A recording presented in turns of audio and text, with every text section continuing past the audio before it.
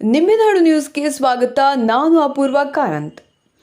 ಶ್ರೀ ಕ್ಷೇತ್ರ ಧರ್ಮಸ್ಥಳ ಗ್ರಾಮಾಭಿವೃದ್ಧಿ ಯೋಜನೆ ಬಿಸಿ ಟ್ರಸ್ಟ್ ರಿಜಿಸ್ಟರ್ ಕಚೇರಿಯಲ್ಲಿ ಜಿಲ್ಲಾ ನಿರ್ದೇಶಕರು ಸಂತೋಷ್ ಕುಮಾರ್ ರೈ ಇವರ ಅಧ್ಯಕ್ಷತೆಯಲ್ಲಿ ರಾಷ್ಟ್ರೀಯ ಪತ್ರಿಕಾ ಆಚರಣೆ ಮಾಡಲಾಯಿತು.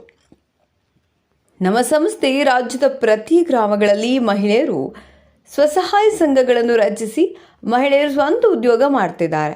ಇದರಿಂದಾಗಿ ತಮ್ಮ ಆರ್ಥಿಕ ಪರಿಸ್ಥಿತಿ ಸುಧಾರಣೆ ಮಾಡಿಕೊಂಡಿದ್ದಾರೆ ಎಂದು ನಿರ್ದೇಶಕರು ಸಂತೋಷ್ ಕುಮಾರ್ ಕಾರ್ಯಕ್ರಮ ಉದ್ಘಾಟಿಸಿ ಮಾತನಾಡಿದ ಅವರು, ನಮ್ಮ ಸಂಸ್ಥೆ ನಮ್ಮೂರು ನಮ್ಮ ಕೆರೆ ಜ್ಞಾನ ದೀಪ ಶಿಕ್ಷಕರು ಒದಗಿಸಿದ್ದು ಸುಜ್ಞಾನ ನಿಧಿ ಶಿಷ್ಯ ವೇತನ, ಶಾಲೆಗಳಿಗೆ ಡೆಸ್ಕ್ ಬೆಂಚ್ ವಿತರಣೆ, ಮಾಸಾಶನ ವಿತರಣೆ, ವಾತ್ಸಲ್ಯ ಕಾರ್ಯಕ್ರಮ, ಜನಮಂಗಲ ಕಾರ್ಯಕ್ರಮ, ದೇವಸ್ಥಾನ ಜೀರ್ಣೋದ್ಧಾರ, ಶುದ್ಧ ಗಂಗಾ ಘಟಕ, ಶ್ರದ್ಧಾ ಕೇಂದ್ರ, ಜನಜಾಗೃತಿ ಕಾರ್ಯಕ್ರಮ, ಸಾಮಾಜಿಕ ಅರಣ್ಯೀಕರಣ, ಕೃಷಿ ಅಭಿವೃದ್ಧಿ ಮತ್ತು ಕೃಷಿ ವಿಸ್ತರಣಾ, ಕ್ರಿಟಿಕಲ್ ಇಲ್ನೆಸ್ ವಿಮಾ ಕಾರ್ಯಕ್ರಮ, ಪ್ರಗತಿ ರಕ್ಷಾ ಕವಚ, ಜ್ಞಾನ ವಿಕಾಸ ಕಾರ್ಯಕ್ರಮ, CSC ಕಾರ್ಯಕ್ರಮ ಇವೆಲ್ಲವನ್ನ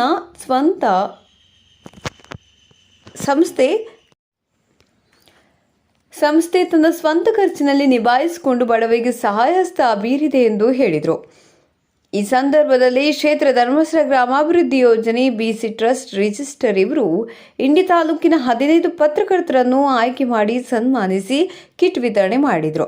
ಈ ಸಂದರ್ಭದಲ್ಲಿ ಕನ್ನಡಪ್ರಭ ವರದಿಗಾರರು ಹಾಗೂ ಪೂರ್ವಿ ಉದಯ ಪತ್ರಿಕೆ ಸಂಪಾದಕರಾದ ಕಾಜು ಸಿಂಗೆ, ಅಧ್ಯಕ್ಷರು ಕರ್ನಾಟಕ ಪತ್ರಕರ್ತ ಸಂಘ ಇಂಡಿ, ಹಿರಿಯ ಪತ್ರಕರ್ತರಾದ ಉಮೇಶ್ ಕೊಳೆಕರ, ಕಾನಿಪಾ ತಾಲೂಕು ಅಧ್ಯಕ್ಷರು ಅಬುಶಾಮ ಹವಾಲ್ದಾರ್ ಸೇರಿದಂತೆ ಅನೇಕರು ಭಾಗವಹಿಸಿದರು.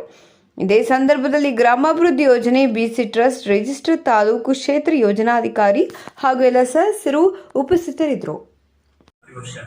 ಈ ವರ್ಷದಲ್ಲಿ ನಾವು ಸ್ವಲ್ಪ ಲೇಟ್ ಆಯಿತು. ವಿಶೇಷವಾಗಿ ಬಂದಿರುವಂಥ ಎಲ್ಲ ಗೌರವವನ್ನು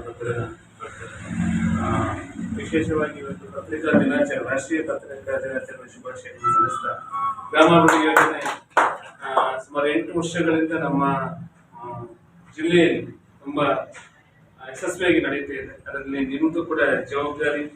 ನಮಗೆ ತಪ್ಪಿದ್ದಾಗ ತಿದ್ದುವಂಥ ಕೆಲಸಗಳು, ಕಾರ್ಯಕ್ರಮಗಳಿಗೆ ಪ್ರೋತ್ಸಾಹ ಕೊಡುವಂಥ ಕೆಲಸಗಳು ನಿಮ್ಮಿಂದ ಆಗಿದೆ. ವಿಶೇಷವಾಗಿ ನಿಮ್ಗೆ ಕೂಡ ಅಭಿನಂದನೆಗಳನ್ನು ಸಲ್ಲಿಸ್ತಾ ಇದ್ದೇವೆ. ಒಟ್ಟಾಗಿ ಯೋಜನೆ ಬಗ್ಗೆ ನಿಮಗೆ ಹೇಳಬೇಕಾಗೇನಿಲ್ಲ. ಸುಮಾರು ಈ ರಾಜ್ಯದಲ್ಲಿ ಇವತ್ತು ಕೆಲಸ ಮಾಡ್ತಾ ಇದ್ದೇವೆ. ಸುಮಾರು 7 ಲಕ್ಷ ಸಂಘಗಳು, ಸುಮಾರು 75 ಲಕ್ಷ ಸದಸ್ಯರು ನಮ್ಮ ಗ್ರಾಮಾಭಿವೃದ್ಧಿ ಯೋಜನೆ ಕುಟುಂಬದಲ್ಲಿ ಸೇರಿಕೊಂಡಿದ್ದಾರೆ.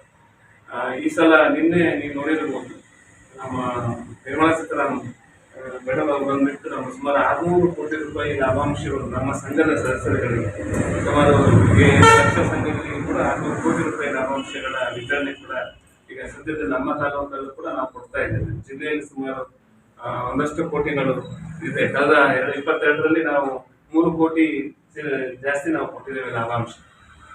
ವಿಶೇಷವಾಗಿ ನಿಮ್ಮನ್ನು ಇವತ್ತು ಕರೆದದ್ದೇನಂತ ಕೇಳಿದ್ರೆ, ಗ್ರಾಮಾಭಿವೃದ್ಧಿ ಯೋಜನೆಗೆ ಸಹಕಾರ ಕೊಡ್ತಾ ಇದ್ದೀರಿ. ಸಮಸ್ಯೆಗಳಿದ್ದಾಗ ನಾವು ನಿಮಗೆ ಹೇಳ್ತೀವಿ. ಯಾವ ರೀತಿ ಹೋಗ್ಬೇಕಂತ ಹೇಳುವಂತ ಮಾಹಿತಿ ನಿಮ್ಮಿಂದ ಸಿಕ್ಕಿದೆ. ಕ್ಷೇತ್ರ ಪ್ರಸಾದ ಅಂತ ಹೇಳುವಂತದ್ದನ್ನು ನಾವು ಕೊಡ್ತಾ ಇದ್ದೇವೆ. ಇನ್ನು ಮುಂದೆ ಕೂಡ ನಿಮ್ಮ ಸಹಕಾರವನ್ನು ಕೇಳಿಕೊಂಡು ಮಾತಾಡ್ತೀವಿ.